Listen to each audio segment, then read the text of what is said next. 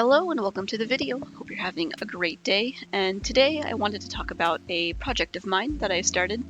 And I guess I don't have any real specific goal for this video except just to talk about this project because it's something that I'm doing and I want to talk about it. So to start things off, if there's one thing you should know about me, it's that I really like birds. And what can I say? I just think they're really neat. They're my favorite type of animal, and I'm just fascinated with the huge variety of shapes, sizes, and colors that they come in.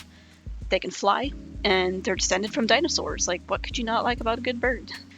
They've always been my favorite animal since I was a kid, and my dad's also really into like identifying birds and talking about interesting birds.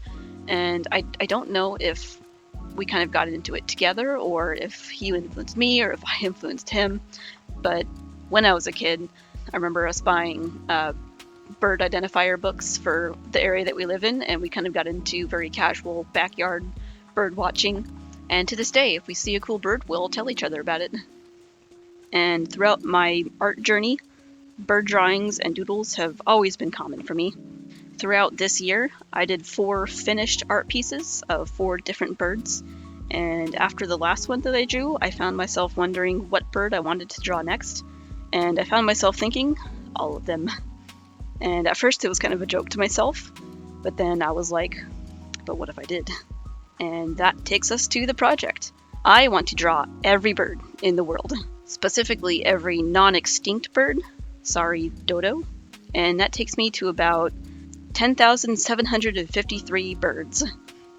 Although I should add that there are some birds that I've come across that, while they're not marked as extinct, there's like no documentation for them, so those I will also not be drawing. I don't know how many of those there are. I can't really filter them out in any way. I'll just have to find them as I find them. So that takes the total down by a little bit, but I'm sure the total amount of birds for me to draw is still probably over 10,500, I'm guessing. And later into the video, I will get into just how long I think this is going to take me. So you might be wondering, why am I even doing this to myself? Well, as I already said, I really like birds, and I thought this would be a good art challenge for me. And that's pretty much it. So all of the info that I got for this project comes from the Cornell Lab of Ornithology, specifically their Birds of the World website. They literally list every single bird in the world, including reference photos, and I will only be using this website for reference photos. You really can't trust Google searches to give you good reference photos, especially in this day and age of AI art. So from this website, I've pulled down information about every bird species, including their conservation status, into a big old Excel spreadsheet. And in that spreadsheet, I keep track of which birds I've drawn and on which dates I've drawn them. And before I actually started this project, I had to make a decision. Do I draw these birds in some sort of order, or do I do it at random?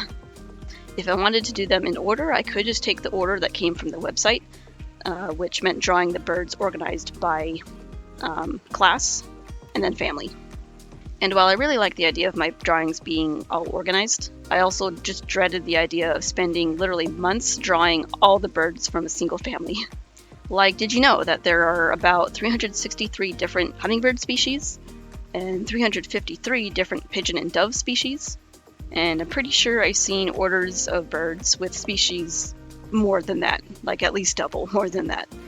And drawing nothing but the same type of bird for months would just drive me insane, no matter how lovely hummingbirds or pigeons are.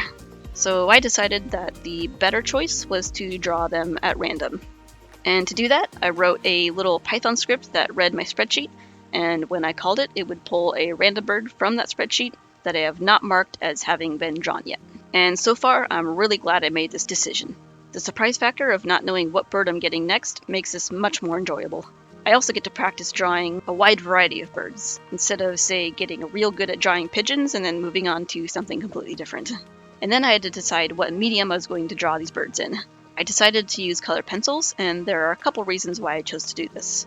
Really, the biggest reason was that I just really prefer to work in a dry, clean medium over a wet one. I'm not a painter anyway, so that option is already out. I do sometimes like to use markers, but if I decided to go that route for this project, I have to buy paper and sketchbooks meant for markers. and those tend to be a little bit more expensive and bulky. I'm going to need a lot of sketchbooks for this project, so keeping costs down is key. I also don't think I could get the kind of detail that I would want using markers alone, so I'd probably end up using colored pencils on top of it anyway. So why not keep things simple and just use colored pencils? I could have also chosen to do this all digitally, but the problem is I don't really have a good setup for making art in my current place. I pretty much make all of my art from my couch. And because I have cats around, one of which that likes to chew on the ends of things, I keep my tablet put away at all times unless I'm actively using it. And since I do want to try and work on this project pretty much every day, and theoretically for short periods of time per day, I really don't like the idea of taking out and putting away my tablet every single day for this. And also, I just really like the feeling of having all my bird drawings in a physical sketchbook that I can pull out and look through. And finally, this is just a great way to get me to learn how to use a physical medium. Like I said earlier, I'm not a painter, and the most physical art that I make is just doodling or sketching in my sketchbooks with pens. And yeah, occasionally using markers. But mostly I do digital art. So I think this project is just a great way to force myself to do actual finished pieces with a physical medium. So for this project, I've created a set of rules for myself. Number 1, no redrawing birds. If I let myself redraw birds that don't turn out how I like, I'll never finish this project. There will be birds that turn out wrong or wonky. I'll just have to take the L and move on. Rule number 2, allow myself to take breaks. The goal of this challenge is to draw every bird, not necessarily to draw every day. This is also a marathon, not a sprint. And I just cannot afford to let myself burn out and quit because I was pushing myself too hard. If there are days where I just really don't feel like drawing, or I only feel like doing one bird, then I won't force myself to do more. Rule number 3, allow the style of how I draw the birds to change. Right now I'm leaning towards drawing them more realistically, but if one day I decide I want to draw them more stylized, I can do that. In fact, I'm looking forward to seeing how my style changes over the course of this project. I can only assume that as I get better, it'll get easier to simplify the drawings and have them still turn out looking good.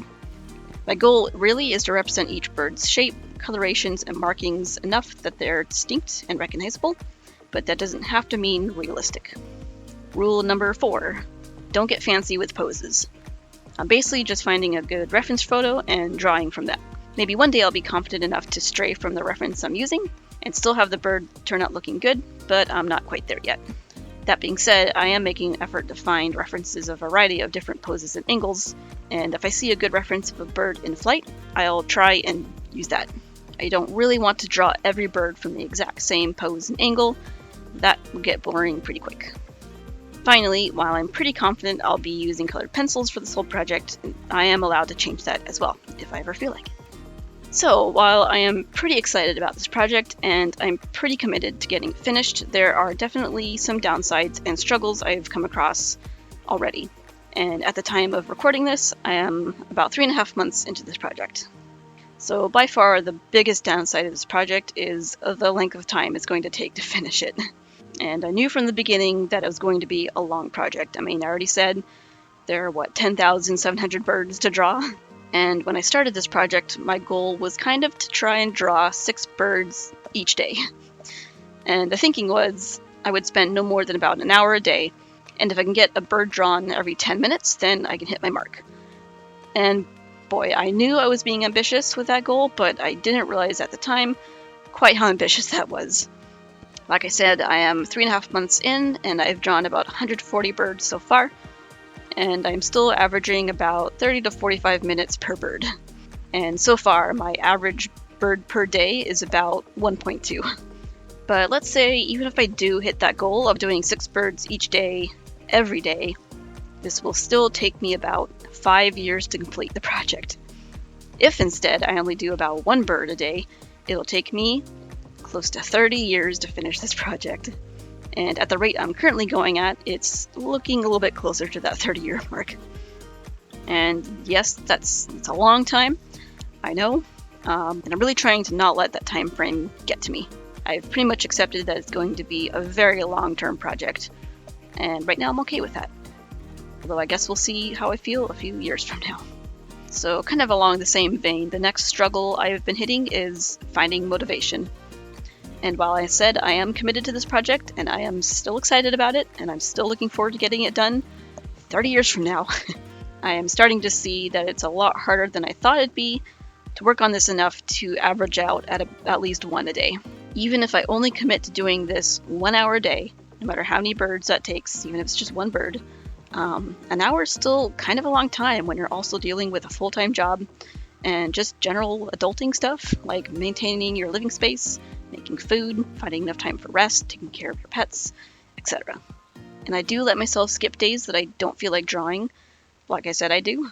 But when I do skip days, it still leaves me thinking I ought to be drawing 2 birds tomorrow to make up for this. But then if tomorrow comes and I only feel like drawing 1 bird, I feel like I am slipping behind. And I think this is just something I'm going to have to work through and force myself to take it easy and not put too much pressure on myself. I have to keep reminding myself that any progress is better than no progress. 1 bird drawn is still closer to that 10,700 birds goal than no birds drawn. So the next struggle isn't really a struggle. I don't know. It's more of just part of the whole challenge, and that's learning to use colored pencils. I've used colored pencils in the past, but not extensively. I talked about already how I just don't usually do physical art, and the whole process of learning how to make the drawings look good with the colored pencils, well, it's been a process. I think the biggest lesson I've learned so far was how to do black properly. At least for the drawings I'm trying to do, you can't just go in with black first. I've learned to layer the colors, start with a lighter gray, and work your way through the darker grays, and only use black for the darkest shadows. Then you can go back with the lighter gray and do a little bit of blending, lighten up the highlights and such. I've just found that that's the best way to get a good black feathered bird to look good. And I've gotten pretty decent at that, but now my next goal is to learn how to do white birds properly. Specifically when there's lots of shadows and feathers that you can see. It's just a little bit more delicate than doing black because the white colored pencil, at least the ones that I'm using, will not make an already gray or dark spot white again. They'll just either lighten it up or do a little bit of blending. So getting a white spot to look nice just takes a little bit more planning. And I'm just not quite there yet. And then the last kind of struggle / part of the challenge that I've been dealing with is drawing the birds small. Just to save as much paper as possible, I'd like to fit at least 5, if not 6 birds per page. And I've gotten better at this, but I've always had a problem with drawing larger than the space that I have, even before this challenge.